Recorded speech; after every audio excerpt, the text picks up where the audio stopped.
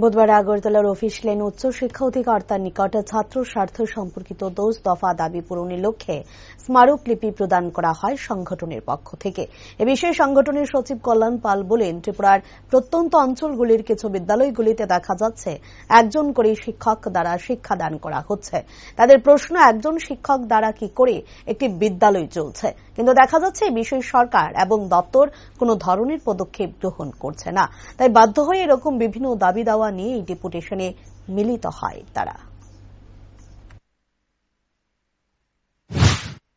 আমরা এখানে সমবেত হয়েছি বাঙালি ছাত্র যুব সমাজের পক্ষ থেকে 10 দফা দাবিকে সামনে রেখে। আজকে আমাদের উচ্চ শিক্ষা অধিকর্তার কাছে আমাদের ডেপুটেশন আমরা আগে জানিয়েছি, ওনাকে আজকে আমাদেরকে সময় দিয়েছে। এই 10 দফা দাবিকে সামনে রেখে আপনারা জানেন ত্রিপুরা রাজ্যের প্রত্যন্ত অঞ্চলে আজকে যে শিক্ষা চলছে, প্রতিটি স্কুলের একটি করে শিক্ষক রয়েছে। এই বিদ্যালয়গুলো কিভাবে চলছে?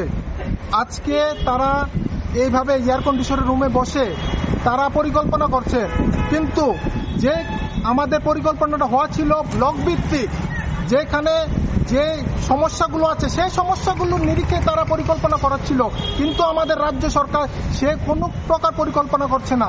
তার জন্য আমরা এখানে আজকে মিলিত হয়েছি।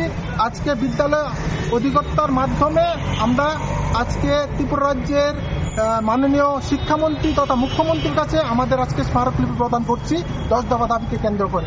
নমস্কার, আমি বাঙালি ছাত্র যুব সমাজের সাংগঠনিক সচিব কল্যাণ পাল।